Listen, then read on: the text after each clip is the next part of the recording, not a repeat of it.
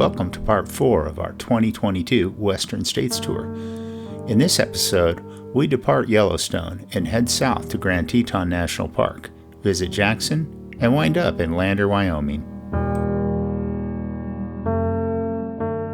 Originally, we had planned on boondocking during this part of our trip, but the weather was threatening, and fortunately, that same weather caused a lot of cancellations at the Coulter Bay campground, which just the week before showed 100% booked.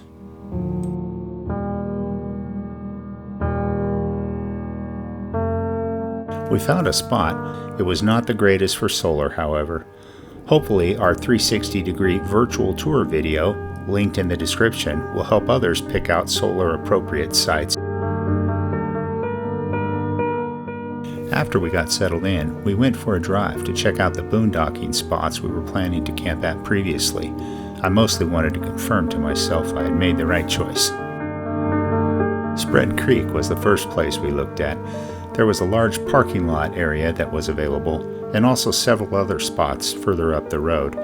A few would be suitable for RVs.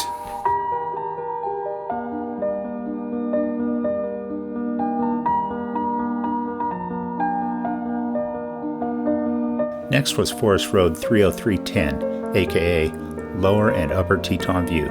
This looked like a fantastic location, but not at this time. Despite the weather, there were a number of rigs camped up there. I think coming down that hill might have been interesting for them.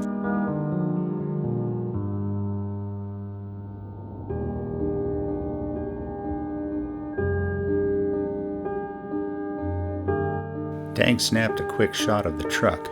I'm sure glad we were not trying to pull our trailer up there that day.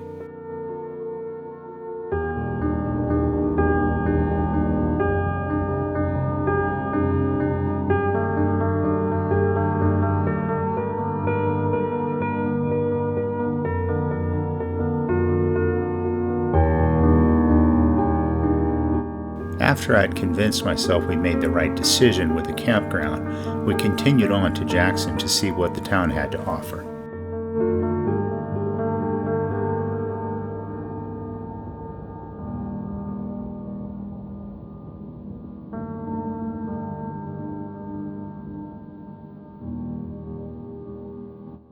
It's a very cute town, but unfortunately, the weather was not conducive to walking around.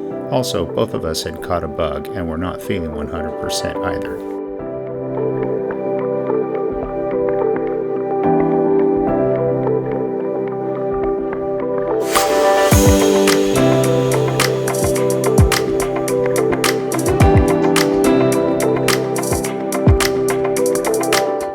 We drove back on Spring Gulch Road, which was super pretty and less crowded.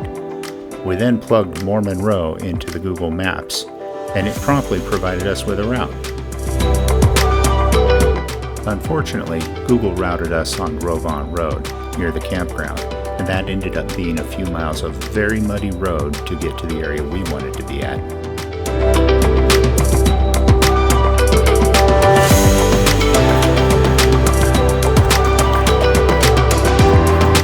My advice to you is to take Antelope Flats Road if it's open. It's a much better route to the historic district. But in the end, it was definitely worth the drive. Next, we got to see one of the famous National Park bear jams. There were a couple of large male grizzlies up near Teton Point turnaround. They really slowed down traffic. Dang went out to Coulter Bay for some photography.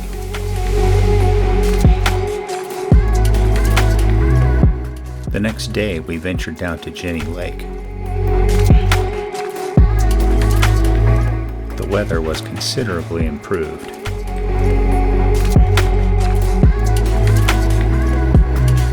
But with that improvement came the people, and there were lots of crowds.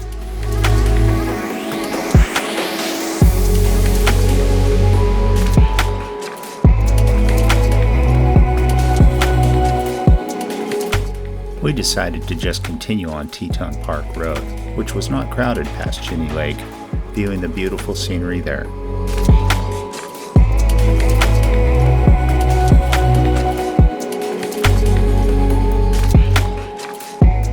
Then we headed east up Forest Road 3400, following the Grovant River up to Lower Slide Lake.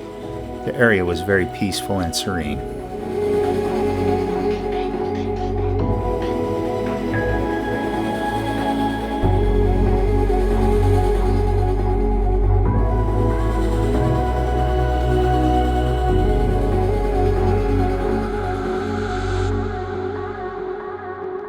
Slide Lake gets its name from the Grovant Slide of 1925. This was one of the largest fast-moving landslides in recorded history and shaped this entire area.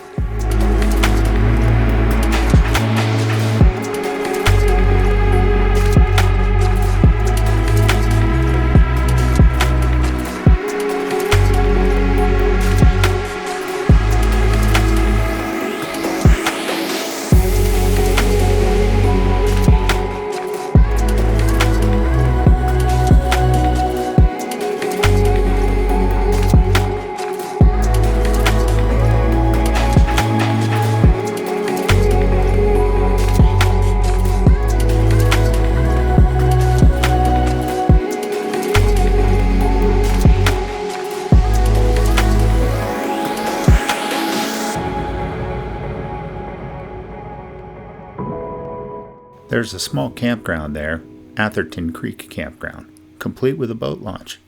We didn't stay there, but it looked nice. Not much, if any, cell service, so plan accordingly.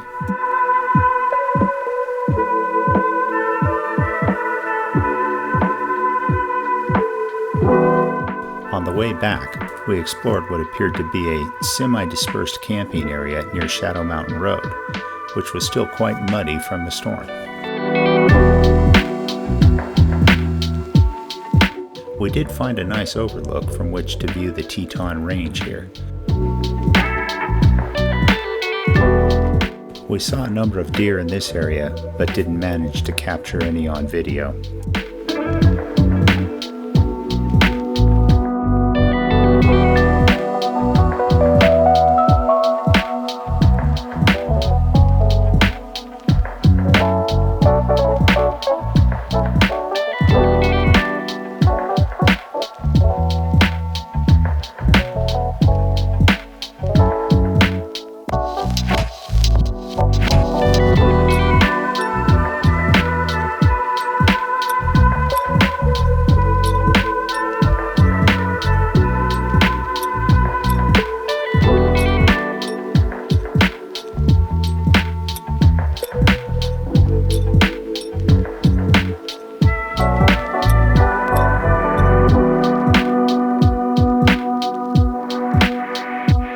Having not learned our lesson last time, we asked Google Maps to route us back through Shadow Mountain Road.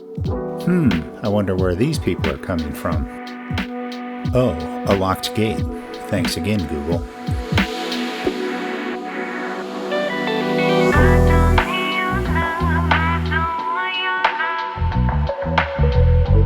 There's simply no denying that Grand Teton is one of the most picturesque national parks.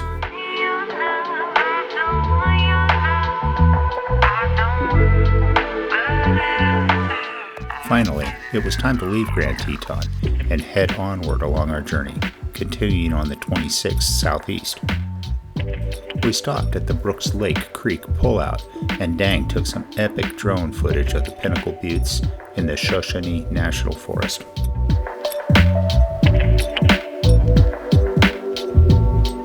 The Shoshone National Forest happens to be the very first U.S. national forest.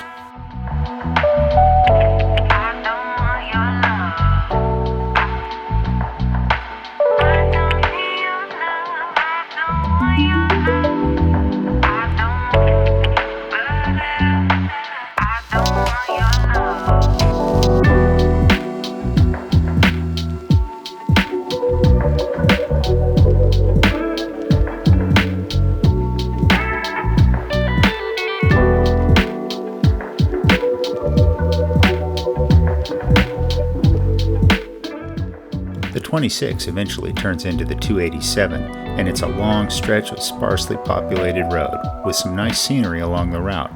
Much of this area is Indian reservations, I believe. Eventually we made it to Lander, which is a relatively large town compared to what we had been driving through over the last few hours. We stayed at the Sleeping Bear RV Park, which was a nice clean park with reasonable rates. We drove up to see Sinks Canyon State Park and the Pupashu River. This is well worth visiting if you're in the area. We had intentions of visiting Fry Lake, but the road was closed, so we explored with the drone instead.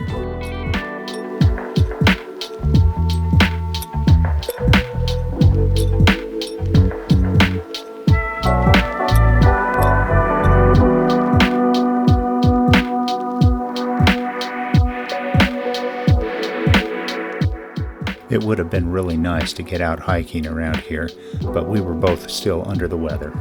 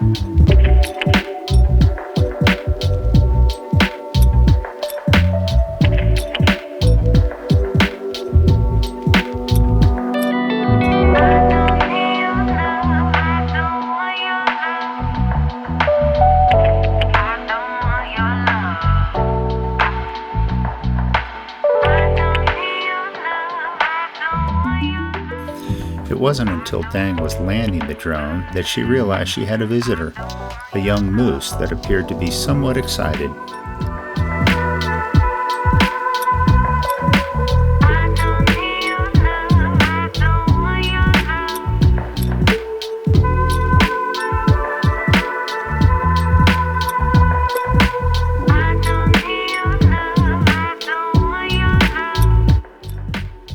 We headed back to camp for the night, looking forward to enjoying the full hookups which we'd been deprived of for the last few weeks.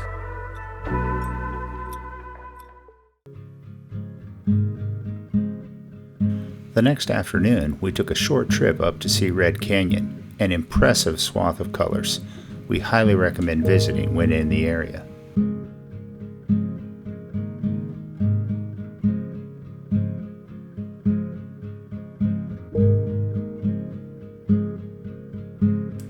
Other interesting things to know about Lander. They have a very nice city park that offers either free or very low-cost spots for RVs. We really wanted hookups in this stop, otherwise we would have probably checked that out. It was pretty lively when we drove by, with a few youth ball games happening.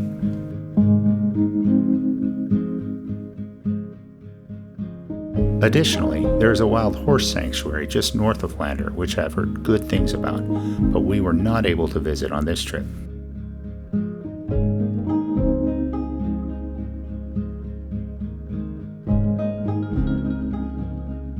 The colors in Red Canyon are just stunning.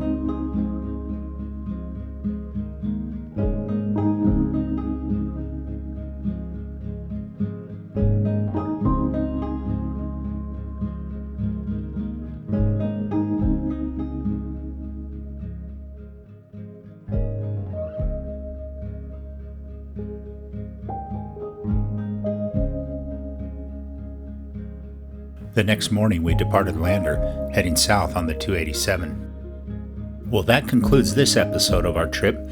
Stay tuned for part 5 as we head into Estes Park and Rocky Mountain National Park. If you like this video, consider subscribing to our channel for more content like this.